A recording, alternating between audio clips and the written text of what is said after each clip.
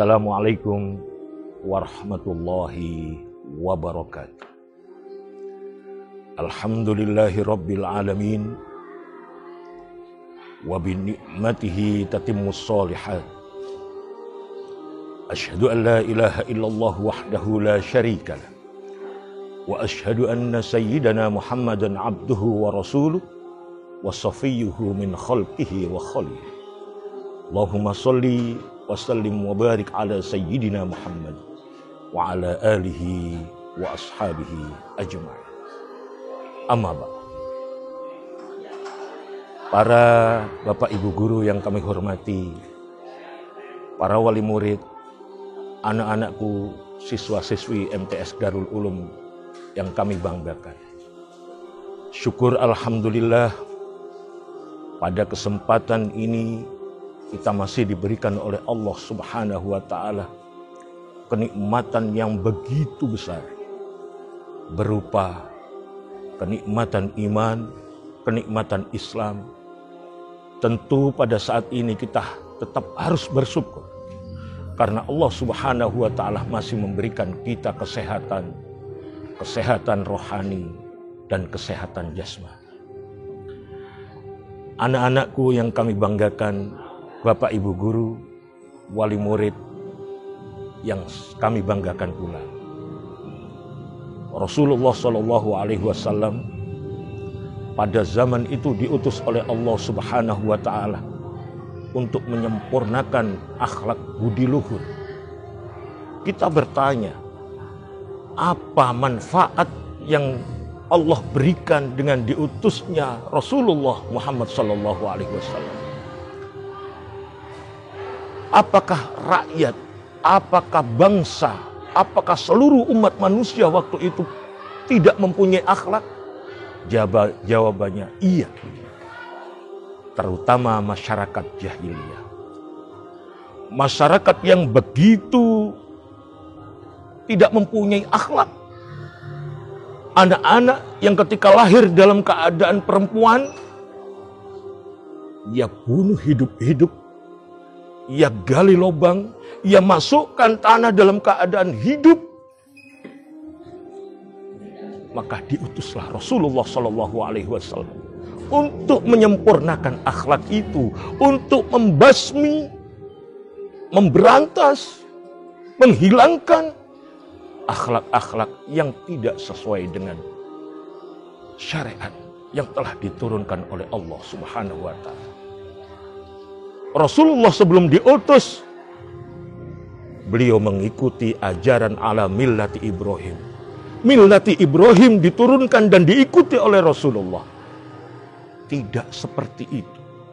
Karena akhlak manusia selalu merubah apa yang telah diturunkan oleh Allah. Untuk menyembah Allah, mereka gentih menyembah Lata dan Uzza. Menyembah Allah diganti dengan menyembah berhala. Maka Allah Subhanahu wa taala menurunkan Rasul terakhir, Rasul pilihan, yaitu Muhammad sallallahu alaihi wasallam. Dalam satu makalah disebutkan, innamal umamul akhlaqu ma baqiyat fa in humuz zahabu akhlaquhum zahab.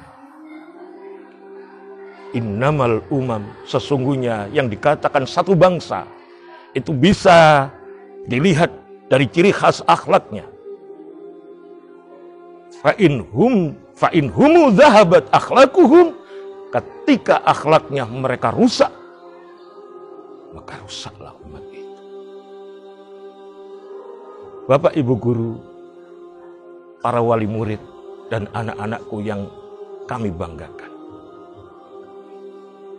Tidak heran Rasulullah SAW ketika diturunkan ke dunia ini mendapat banyak tantangan, mendapat banyak cercaan, bukan sekedar dari umat, tapi dari paman-paman beliau yang mereka adalah pembesar-pembesar Quraisy. Jika Muhammad ini merubah tatanan yang ada di Quraisy, maka habislah mereka. Maka tidak heran Abu Jahal paman beliau, Abu Lahab paman beliau, memusuhi habis-habisan dengan apa yang diturunkan oleh Allah Subhanahu wa Ta'ala. Sampai Nabi Muhammad pun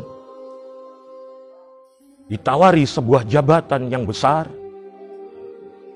ditawari harta yang begitu banyak, tapi apa yang terjadi, apa yang dilakukan oleh Muhammad Sallallahu Alaihi Wasallam?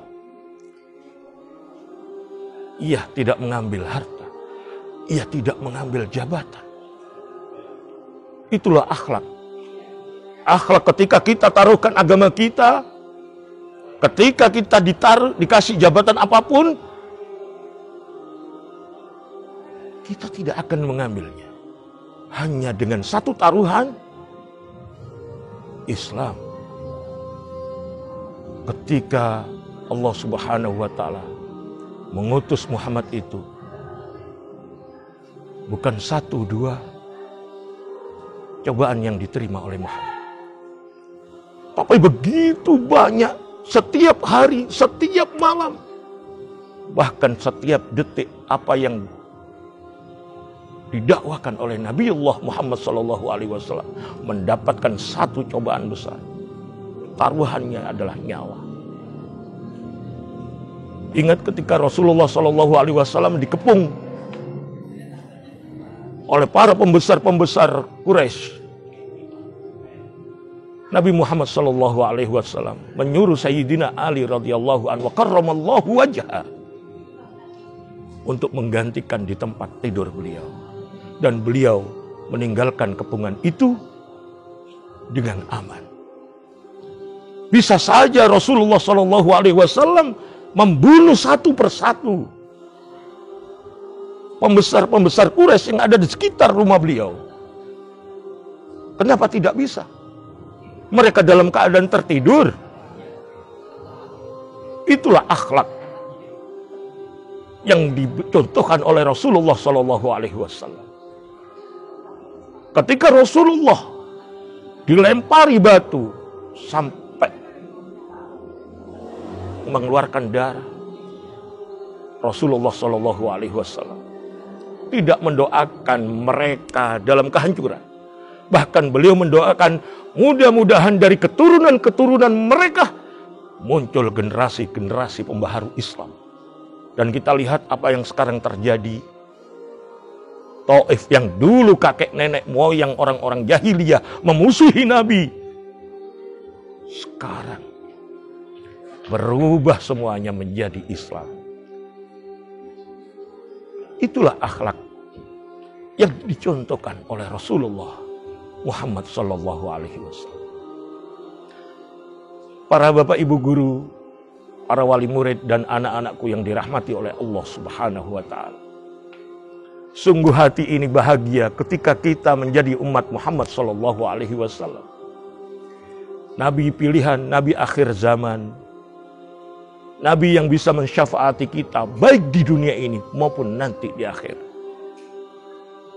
Para pendahulu-pendahulu beliau, Nabi Isa, Nabi Musa, dan nabi-nabi yang lain, mereka semuanya angkat tangan.